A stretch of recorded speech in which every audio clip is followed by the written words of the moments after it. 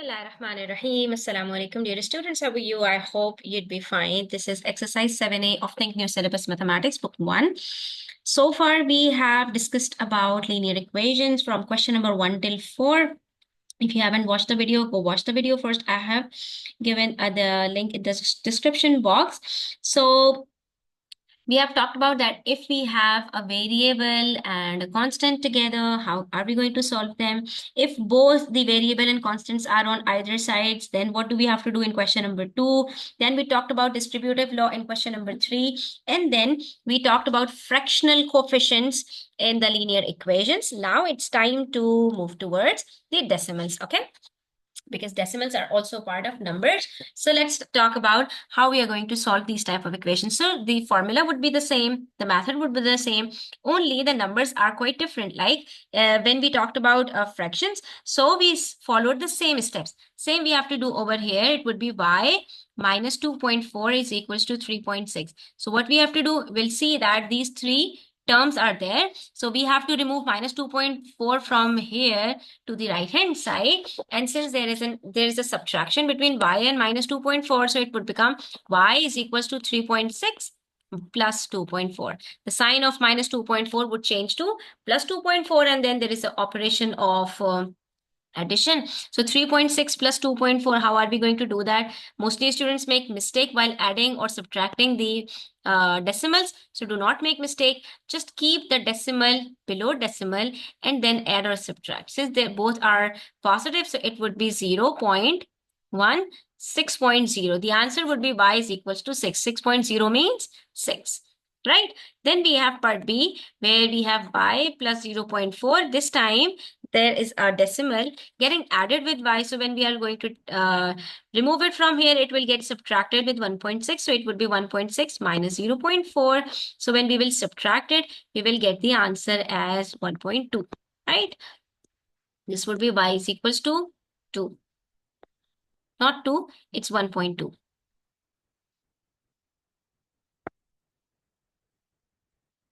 Next we have part C. Now you see here we have a coefficient with a variable and a number constant in the decimal form. So we have to do the same. That is, first we are going to remove this from here. It becomes minus 3y is equals to minus 9.6 plus 7.8. Now you see between these two decimals, there is a negative and positive sign both. So what are we going to do? We will subtract them, right? Plus minus minus. So 9.6 minus 7.8. We subtract the same way. All the difference is that we keep the decimal below decimal. So it would be taking a carry. It gives us 1.8. And since minus 9.6 is greater and it's negative, so the answer would be minus 1.8. And here we have minus 3y. Now how are we going to remove it? The same way, that is minus 1.8 upon minus 3. And we have discussed it in detail in the previous videos that how do we remove the coefficients from the variable to the other hand side. Since there is a multiplication between the coefficient and the variable, so it's get divided on the other side. And when we are going to divide them, minus minus would cut each other. 3 ones are 3. Now how do we divide them? Let's see. Since 1 doesn't come in the table of 3, so we'll take the two numbers together. But there is a decimal over here, so we'll put the decimal first. Then 3 6 are 18, so it would be 0.6. Right? Y is equals to 0.6 would be the final answer. Similarly, 4y minus 1.9 is equals to 6.3. So we're going to solve it the same way. That is 4y minus 1.9 is equals to 6.3. First, we are going to remove minus 1.9 to the other side. It becomes 4y is equals to 6.3 plus 1.9. And then we are going to add them. We will get the answer as 6.3 plus 1.9 is equals to 8.2. So 4y is equals to 8.2. Now what to do next? We have to divide 8.2 with y. So how to divide it? Now you people make mistakes while doing that. Look, 4 2s are 8. That's simple. Okay. Now we will put down 2. Since there is a decimal, we'll put a decimal. But we are taking one number but 2 doesn't come in the table of 4. So we have to take another number as well. And whenever we take two numbers together, we have to put a 0 over here. So it would be, if you are dividing 8.2 with 4, it would be 2.05, not 2.5. You people make mistakes while doing these type of calculations, because if you are going to take 2 alone, it would be 2.5. But if we are taking 2 and 0 together, the 0 doesn't belong to the decimal. Why it doesn't belong to the decimal? Because we have already taken decimal before that. Okay. And when do we keep the 0 using the decimal? When we put down the number. We do not put down the number, but we take it as a remainder. Okay. So it would be pi is equals to 2.045. So these are the things that you people have to keep in mind while dividing and multiplying the numbers, because you people make mistakes. These mistakes comes in the silly mistakes column. Then we have minus 2.7 plus a is equals to minus 6.4. Again, between these two numbers, one is variable, the other one is constant, but there is subtraction or addition between them. So when we'll move it from here, it would be a is equals to minus 6.4 plus 2.7. You have to be very careful with the signs, okay? Minus 6.4 would remain as it is, but when we talk about 2.7, so it becomes plus 2.7. Plus minus minus, so we'll subtract 2.7 from 6.4, and the answer would be 3.7.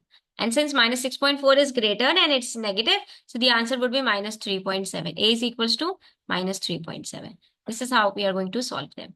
Next, we have part F. In part F, it says, okay, this time we are provided with distributive law. So we'll apply this distributive law, multiplying both by 2 4x minus 4.4. 2.2 multiplied by 2 is equals to 4.4. Simple, right? We need not to calculate it using the multiplication table and then solving it on paper. We can do it something in the mind. So it would be 4x is equals to 4.6 plus 4.4. Then the answer would be 4x is equals to 9.0, right? 4.6 plus 4.4 is equals to 9, right? Next, we are going to divide it with.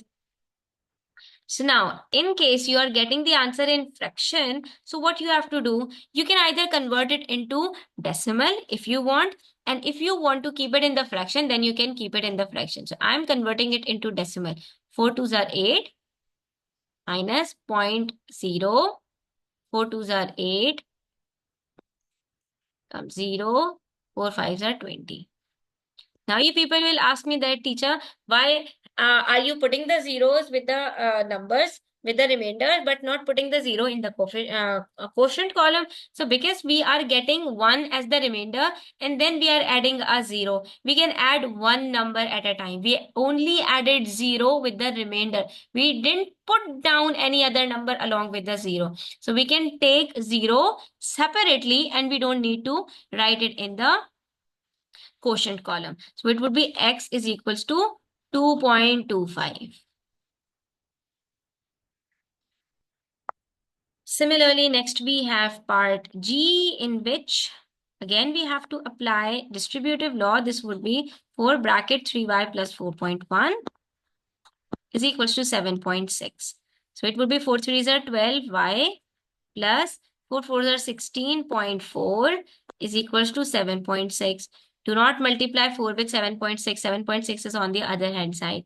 Then it would be 12y is equals to 7.6 minus 16.4. Plus minus minus, it means we have to subtract 16.4 and 7.6. We'll take the carry and it will give us the answer as 8.8. So it would be 12y is equals to 8.8. And since minus 16.4 is greater and it's negative, so the answer would be negative. Okay. Be very careful with the signs. Now what we have to do in the next step, we will divide minus 8.8 with 12. Since both are even numbers, so we can cut them with 2 as well. Okay. Or we can directly divide them. Let us do both ways. If we divide them, we will get the answer directly, right? Okay, since 8 doesn't come in the table of 12, so we'll take the two numbers together. Okay, and we'll put a decimal over here. Then 12 sevens are 84. 4 comes down. Using the decimal, we'll put 0. 12 threes are 36. Then again 4 comes down, and this will keep on going. So it would be 0.73333. Okay, or you can see that we can simplify these by 2, so we'll simplify them. 2 6 are 12, 2 4.4s are. Then 2 3s are 6, 2.2s are. Okay, and when you will divide minus 2.2 with 3, again you are going to get the same answer, that is minus 0.733. Okay, and we need not to go further. We'll write the answer to the two decimal places, and that's it. Okay, next we have part H. In part H, we have to do the same. It says 3 bracket 2 minus 0.4x is equals to 18. 3 twos are 6 minus 0.4 into 3 is equals to 1.2x is equals to 18. Okay, when you will multiply 0.4 with 3, 3 fours are 12, 3 zeros are 0, plus 1, it's 1. Since there is only one decimal place, so we'll put one decimal before one, the last digit, it would be minus 1.2. Now what will happen? We will keep minus 1.2x over here, and we'll only move 6 to the other side, right? We are not going to move the variable in the first place. We are going to move the constant first. Since it was positive on the left hand side, so it's become minus 6 on the other hand side, and then we have minus 1.2x is equals to 12. Okay, next what are we going to do? We are going to divide 12 with minus 1.2. Okay, so minus plus minus, the answer would be negative. But if we talk about the decimal, so in this case, we can see both are 12 and 1.2, quite similar. So what we will do, we will multiply both by 10, and we will get minus 120 upon 12. 12 ones are 12, 12 tens are 120. So your answer would be x is equals to minus 10. This is how we are going to solve these type of questions. Now let's move to question number 6. In question number 6, again, we are provided with some fractional coefficients, and we have to do it the same way we have done the previous questions. So starting from part A, we'll consider that how many terms do we have? X is equals to 12 minus 1 upon 3x. In this question, we are provided with 3 terms, 1, 2, and 3. Okay, but as you see, 2 of the terms have variables and only one constant. So what are we going to do? We'll move all the variables on the left hand side. So this will move to the left hand side, and it becomes x would be x plus 1 upon 3x is equals to 12. Now we are going to solve these two variables having one variable as a whole number coefficient and the other one fractional coefficient. So we'll keep 1 upon 1, multiply both by 3. So it becomes 3x upon 3 plus x upon 3 is equals to 12. Okay. Now we can add 3x with x, and it will give us 4x upon 3 is equals to 12. Okay, students, now it becomes difficult for you people. That is, how are we going to solve it further? Now, as you see, there is no addition or subtraction sign anymore. So what will happen? We'll cross multiply them. Okay, when we will remove 3, since 3 is getting divided on this side, it will get multiplied with 12 on the other side. It becomes x is equals to 12 multiplied by 3. And since 4 is getting multiplied with x on left hand side, so it will get divided with the numerators on the right hand side. It means the numbers on the numerator will go to the denominator, and the numbers in the denominator place would go to the numerator. That's it. Now we can simplify them. 4 ones are 4, 4 threes are 12. So your answer would be x is equals to 9. That's it. You see how easy it was. Similarly, we'll do part B. In part B, again, we have two variables, both on either sides. 3 upon 5x is equals to 1 upon 2x plus 1 upon 2. Now what to do? Again, we are going to move this variable to the left hand side. If we have constant, we will move it to the right hand side. If we will have variables, we will move it to the left hand side. This is all we have following the pattern in all the previous questions, right? So 3 upon 5x minus 1 upon 2x is equals to 1 upon 2. Now, what to do next? We'll simply multiply the denominators with one another, and similarly their numerators with the same number. So it would give us 6 upon 10x minus 5x upon 10 is equals to 1 upon 2. Okay. Next, what to do? Next, we have to 6x minus 5x upon 10 is equals to 1 upon 2. 6 minus 5 is equals to 1. It would be x upon 10 is equals to 1 upon 2. So what we can do next? We will simply remove 10 from here. Here 10 is in the denominator. So on the other hand side, it would go to the numerator and it becomes x is equals to 10 upon 2. Now when we will simplify them, we will get the answer as x is equals to 5. Okay. Then we have question number 6 part C. It's the same. But in this question, we have variables and constants both on both sides. So variable will come to this side, y upon 2 plus y upon 3. There it was minus y upon 3. So here it would be plus y upon 3. Then 2 remain as it is. Minus 1 upon 5 will become plus 1 upon 5. Next, what to do? Simply multiply 2 by 3, 3 by 2, and their numerators as well, and 1 by 5 to make all the denominators same. It becomes 3y plus 2y upon 6, right? Then 5 plus 1 upon 5. Then what can we do? We will simply solve them. 3y plus 2y is equals to 5y upon 6 is equals to 6 upon 5. Then what to do next? We'll just have to remove 6 from here. It becomes y is equals to 6 upon 5. From the denominator, 6 will move to the numerator and 5 will move to the denominator from the numerator. So it becomes y is equals to 36 upon 25. And now since it's an improper fraction, so we'll convert it into mixed number. It would be 1 whole 11 upon 25. Because 25 ones are 25 plus 11 is equals to 36. So it makes 36 upon 25 and this would be the final answer.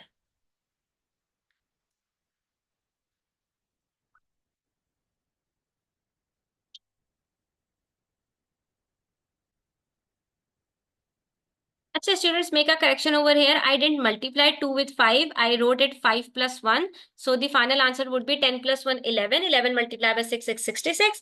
And then we will divide 66 by 25. We will get 2 whole 16 upon 25. This would be the final answer. Next, we have part D. In part D, we have to do the same. Again, we have both variables and coefficients on either side. So we'll keep it as 2 upon 3y minus 2y is equals to 5 upon 8 plus 3 upon 4. I skipped the first step, okay? After that, I am writing 2 upon 3y on its place. Then I moved 2y to left hand side, it became minus 2y. Similarly, I moved minus 3 upon 4 from left hand side to the right hand side and it became 3 upon 4. Now what to do? Make the denominator same. I'll multiply both by 3 over here on the left hand side and only 4 by 2 to make the denominators 8 on both sides. So it becomes 2y minus 2 3s are 6y upon 3. Okay, similarly, 5 plus 6 upon 8.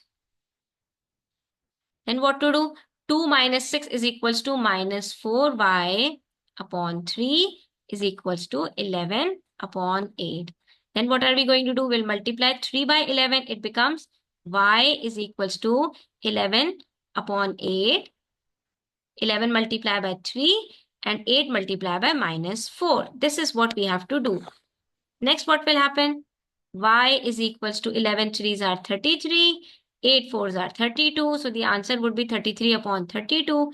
And finally, we are going to convert it to the mixed number. It would be minus 1 whole 1 upon 32.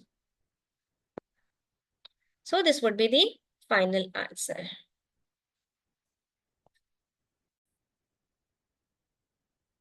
Next, we have question number 7, and question number 7 is again of the same sort. We are provided with variables on either sides, not on either sides, but on one side, and there are numbers in fractions. So in this case, when we have fractions on both sides and only one fraction on both sides, so what we have to do, and we see that we have variables in the denominators. So what we do, that's very simple. All you need to do is just write it down as 2 upon x is equals to 4 upon 5 and then cross multiply them. What will happen by doing so? 2 multiplied by 5 on the left hand side and 4 multiplied by x on the right hand side. So it will give us 2 5s are 10 is equals to 4x.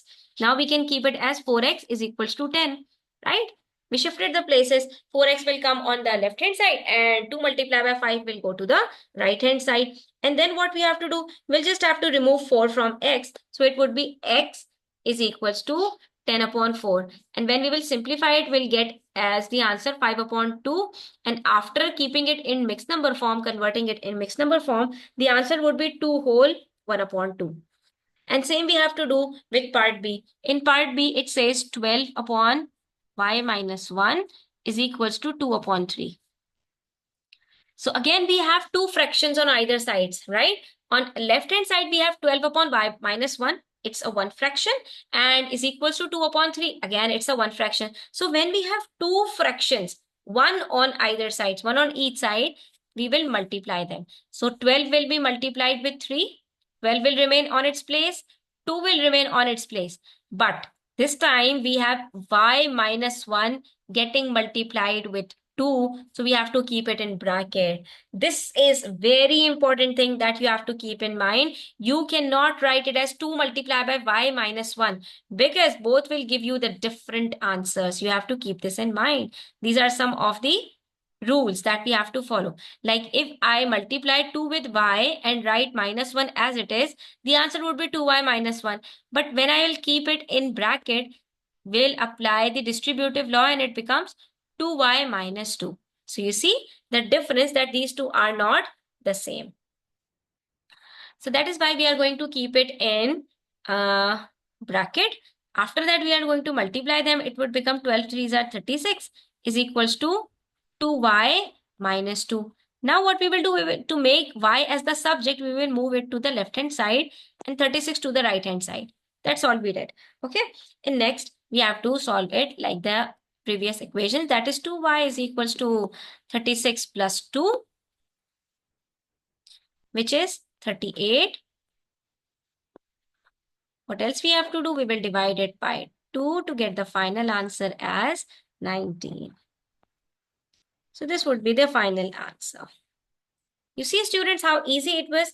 Just we have to follow the steps and we will find the answer. In all questions from 1 till 7, we have followed 2 to 3 steps only to solve all these type of linear equations. That is, if we have variable and constant, we will move the constant first, and then whatever coefficient we have, we will move it to the other hand side later on.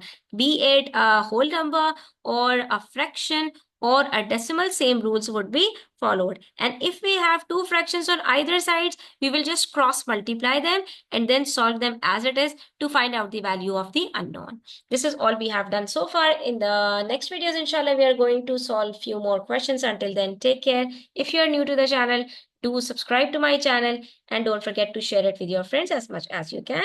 Take care. Allah Hafiz.